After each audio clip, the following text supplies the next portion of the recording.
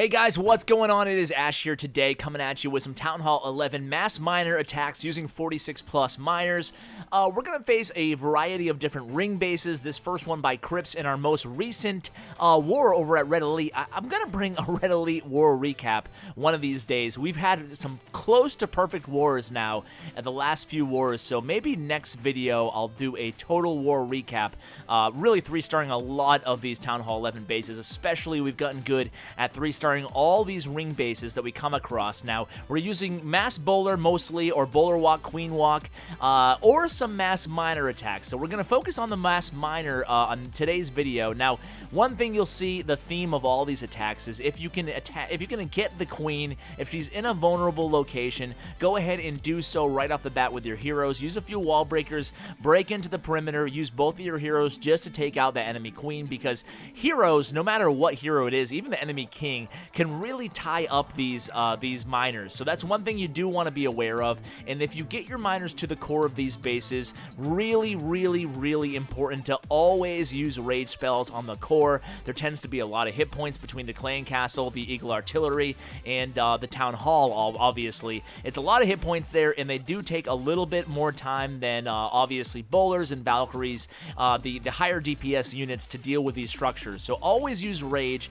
in the most hit points dense area of the base. That sometimes may be unorthodox areas that you're not expecting, like storages. If there's an area on the base that's really high in storages, sometimes these ring bases have the gold storage, the elixir storage, the dark elixir storage all along the perimeter, right, leading into that core. You want to make sure you use a rage in that area as well, because these miners are great, but they do need the rage spells dealing with those high hit point units. So in the next replay here is the friendly challenge that I mentioned earlier against my base. By the way, I love this base.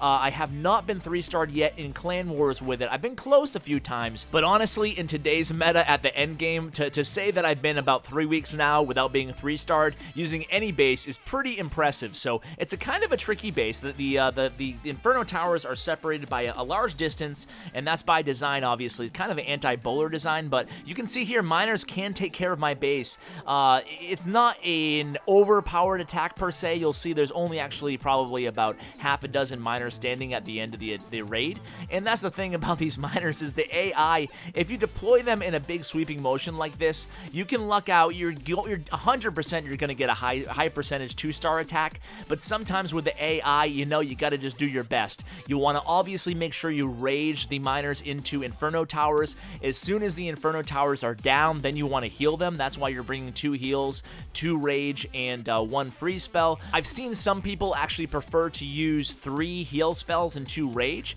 and just make sure you keep those miners healed. The miners have great synergy with a heal spell because they're still affected by the heal when they're underground, but obviously they're not being targeted, so even when they're on their way to, say, a multi-target Inferno tower, they can still be healed when the beams aren't touching them. So there's a lot of flexibility in the heal spell. I've actually seen all kinds of different spell variations. Maybe in the next one I do for the miner attacks, next video I should say, I'll focus more on different spell variations you can use with this attack, because you can even use 4 rage spells, 1 heal spell, because essentially you're using no mobility spells here. You're using no jumps, no earthquakes, so you really have a lot of flexibility in terms of what you want to choose for the rest of your spells there. Now on this base, Excalibur can't get to the queen as easily as could the first 2 attacks, so he has to kind of go towards the queen still, but he can't take her out beforehand using just the heroes. So instead he uses some miners to distract the queen. He's able to really take advantage of both of these Inferno towers being set to single target. So if you see 2 single target Inferno towers with a ring base, you might want to consider trying a mass miner attack, although obviously seeing 2 single target Inferno towers, it's kind of tempting to go mass Valkyrie or mass bowler as well, so you really can't go wrong.